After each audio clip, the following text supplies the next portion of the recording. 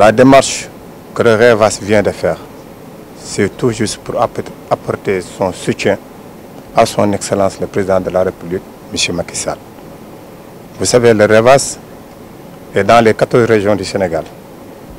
Vu l'importance qu'il joue au niveau national, nous avons jugé nécessaire quand même de nous mettre derrière une personne crédible, capable aussi de porter nos doléances au Président de la République.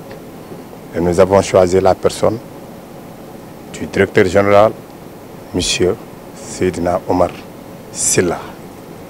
Et nous avons vu en lui aussi un homme engagé au Président de la République, mais aussi un homme engagé aussi pour la population sénégalaise. Et c'est un soutien aussi et sans frontières. Et nous en sommes convaincus parce qu'il l'a fait en acte, il l'a dit en parole, et il a réalisé aussi les promesses qu'il nous avait faites. Je suis très heureux et très honoré de la visite du regroupement des vrais artisans de l'automobile du Sénégal, qui est une association créée en 2009. À l'époque, ils étaient plus de 7000 membres. Aujourd'hui, ils sont plus de 10 000 membres. Ce sont les représentants du REVAS à travers tout le territoire national. Ces représentants conduits par leur président, M. Ali Sow, que je salue, avec des représentants de chambres de métiers qui sont venus ici aujourd'hui au siège de la direction générale du petit train de banlieue SA dans l'optique de manifester leur soutien à son Excellence le Président de la République, M. Macky Sall. Tout récemment, le REVAS national a eu des formations pour spécialisation en passation de marchés publics. Ça, c'est un premier pas pour le secteur informel. Ça n'a jamais eu au Sénégal. Au début, c'était tout juste les intellectuels casés dans leur bureau qui faisaient ces formations. Mais maintenant, le Président de la République a dit qu'il faut faire une ouverture pour que le secteur informel puisse bénéficier aussi quand même du marché public. Et je crois que ça, c'est très important. Il faut le souligner. Son Excellence mérite un soutien.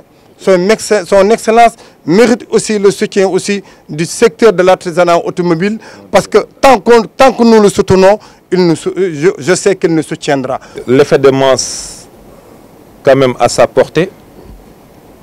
Et aujourd'hui, ils ont dit que ce que le président réalise dans les autres secteurs et qu'il a bien enclenché dans le leur, le secteur de l'artisanat, qu'ils en sont très contents et ils ont jeté un regard panoramique et porté leur choix sur mon humble personne afin que je sois leur interlocuteur auprès du chef de l'État, son Excellence le Président de la République.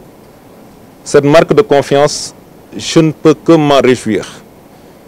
Et avec toute la force requise et tout l'engagement également requis, je me battrai de toutes mes forces à leur côté pour que cet espoir porté sur ma personne ne soit pas vain. Je me fais volontiers leur ambassadeur, je me fais volontiers leur avocat, je me fais volontiers leur mandataire et eux, en leur qualité de mandant, ce qu'ils m'ont dit, je me ferai le devoir de le rapporter au Président de la République. Parce que ce qui est surtout salutaire, c'est le fait qu'ils aient reconnu les efforts que le Président fait pour les artisans.